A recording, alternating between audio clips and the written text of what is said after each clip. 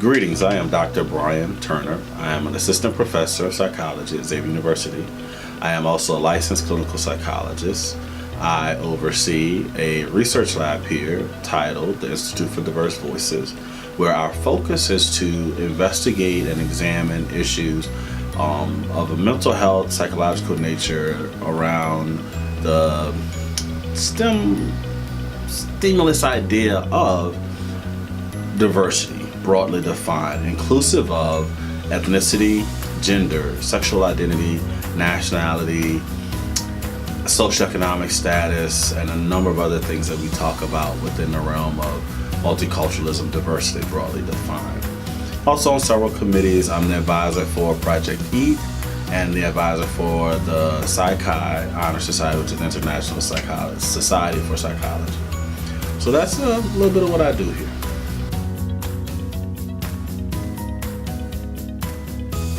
So my education path is a little interesting. I attended Isidore Newman High School in New Orleans, Louisiana, and I began catching the bus from New Orleans East to Uptown New Orleans, which was about 2 hours both ways. So at the age of 12, 13, I was taking a 2-hour bus ride both ways. I actually began to think about what I would like to do when I would catch the bus and I would see people in the New Orleans area who I felt just wasn't able to figure out how to do what they needed to do. What was interesting was that I lived in a middle class African American neighborhood and I saw black people without a lot of money who couldn't figure out what to do. I got to Isidore Newman and I found that I saw white people who seemingly had a lot more money who couldn't figure out what to do. So I began to think, if race wasn't the issue, if money wasn't the issue, and some of the other factors, like I said, when I talk about diversity broadly defined, I started to think about what is it that people need to do to figure out how to solve problems in their life. Along that path, I began to meet psychiatrists and attorneys and judges and doctors and engineers and all these other people, but it was psychology I found that I felt gave the most likely way to help people figure out how to solve everyday problems. Now that was my 12-year-old, 13-year-old mind trying to figure this out. And so as I got older, I began to learn more, and then along the way, in 6th grade, I made that decision to help people.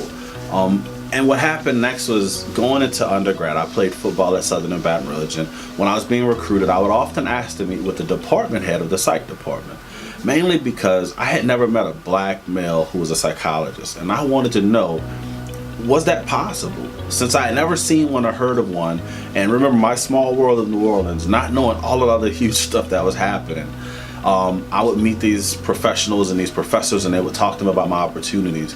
And so it was at Southern University in Baton Rouge where I actually met the chair of the department, and he was a black man. He was not a clinical psychologist, but he had a PhD in psychology.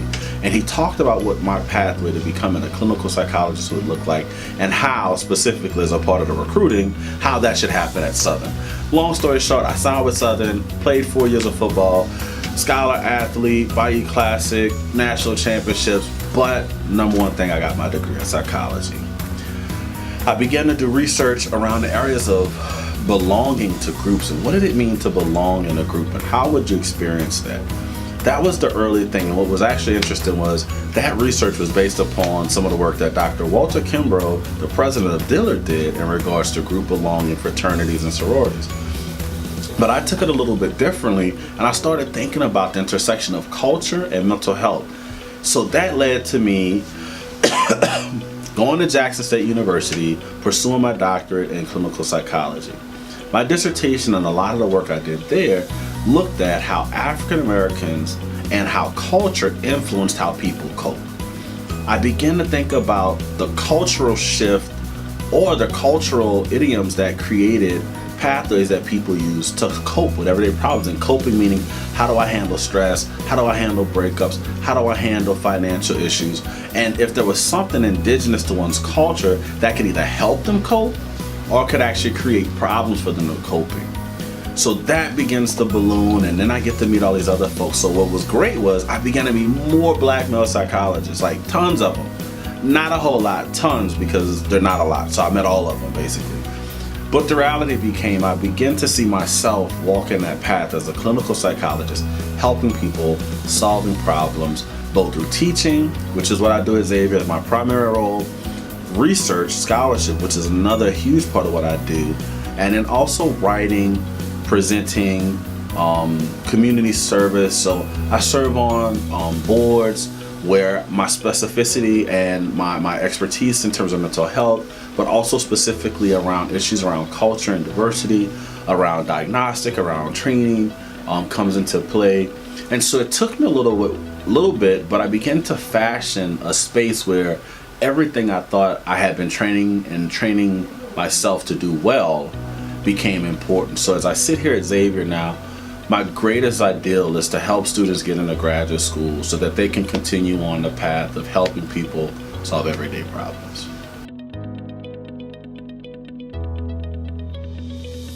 So along my pathway in graduate school, I had a mentor who shared with me that specifically as an African American male receiving, earning, achieving a PhD, I owed other people my intellect, my intelligence, my achievements.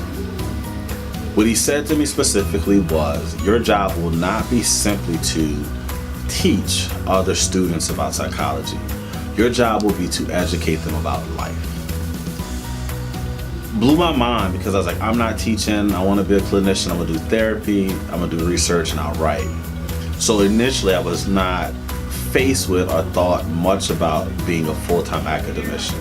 Initially, I was a senior staff psychologist in the counseling center in the university that I really enjoyed because the trends in terms of mental health was that, excuse me, students were coming into college having experienced a number and multitudes of mental health issues. And so colleges became the first place students were really experiencing like these mental health needs. But along the way, I found that a lot of students were not getting what I felt in my little world, some of the support necessary to be prepared for graduate school. So then I began to look for my next career move, which it became kind of clear to go into academia, teach students, do research, write, provide the foundation and the guidance for students through mentorship to become graduate students. And so my goals honestly are pretty wide. I like teaching, I like doing therapy, I like consulting, and so ultimately I feel like everything I do is really rolled into one. It's just a matter of what might be my initial or my central focus at various times. So my research interest is broadly going to be culture and mental health at all times. I'm always going to have that kind of lens in which to color the research I'm doing. Since I've been at Xavier, my research has actually begun to steady, is the best word to say. Meaning, I began a couple projects a couple years ago. The first one looking at Black male experiences in higher education as it relates to the experience of relationships and support and bonding. The next project I did, and I'm still working on these projects, is Black, Female, and Sober. I had a number of students in my lab that were female, and they really began to question some of their sisters who they felt was engaging in what we call risky behaviors in order to cope.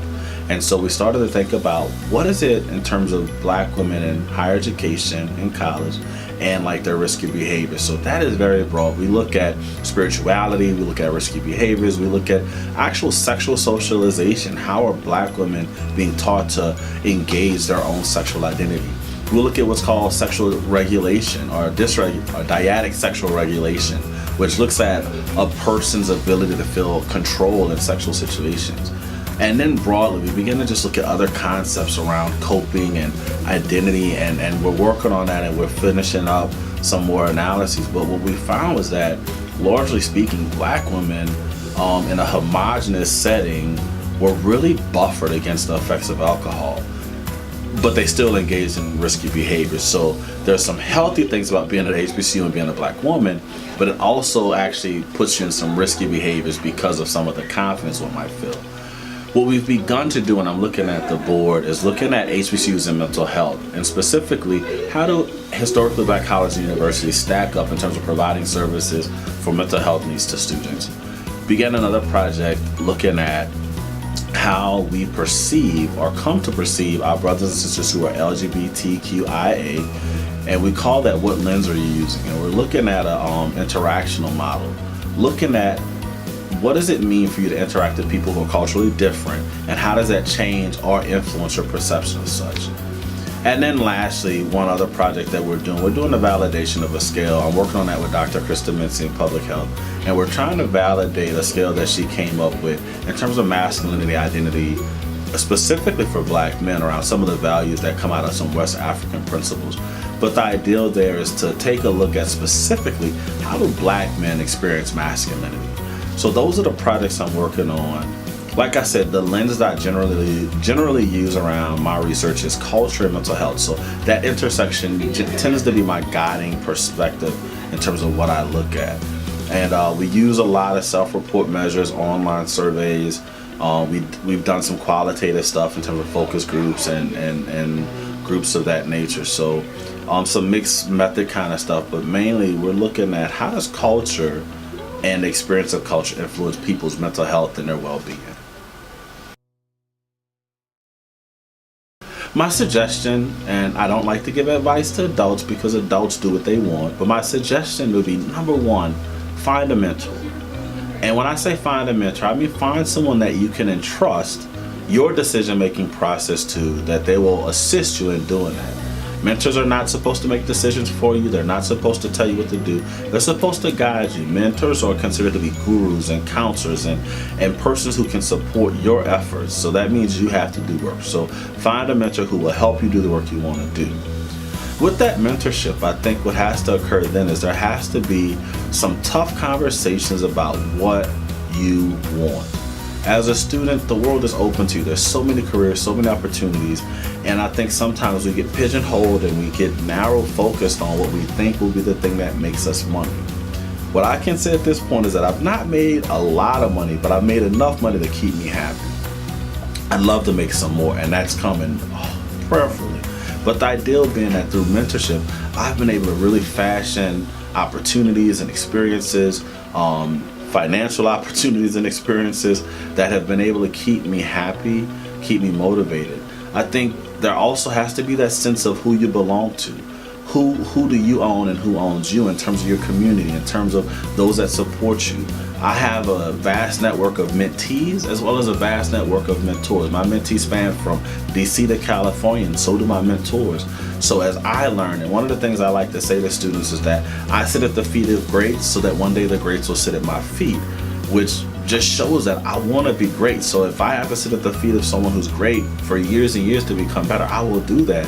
And so I say that to students, find those in your field. Identify as someone who's doing what you would like to do, call them. It's very, very actually respectful and wanted for you to call someone and say, hey, I am a student who wants to do what you're doing. Please tell me how you got there. Help me understand what I need to do. What are the steps I need to take? And then you couple that with mentorship. I think you have to also think out of the box in a lot of situations if you're a student. There may be something that you want to do that you just have never heard yet. And so it may mean that you have to kind of do something a little different and allow yourself a different experience than what everybody else is saying. But then I'll say the last thing, which I think is fundamental to the experience. You have to read.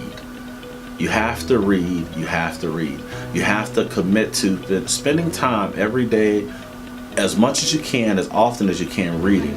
That's reading stuff that you like, reading stuff you don't like, reading new stuff, reading old stuff. Commit yourself to being a well-read individual so that you'll be able to understand topics that are very central to who you are, and even things that you may not think are too central. You may find that there's a space for you in those areas. Right now we're on the heels of the film Hidden Colors and Fences, and the irony of those films are that those are places and issues that historically have not always been talked about publicly. And I think the reality of it is we have to have public conversations about the multitude of things that people can do well in. And I think through good mentorship, I think through seeking out those who are experts in the field and asking them for those moments of suggestions, and I think ultimately reading will help anyone begin to define the path that they want to take.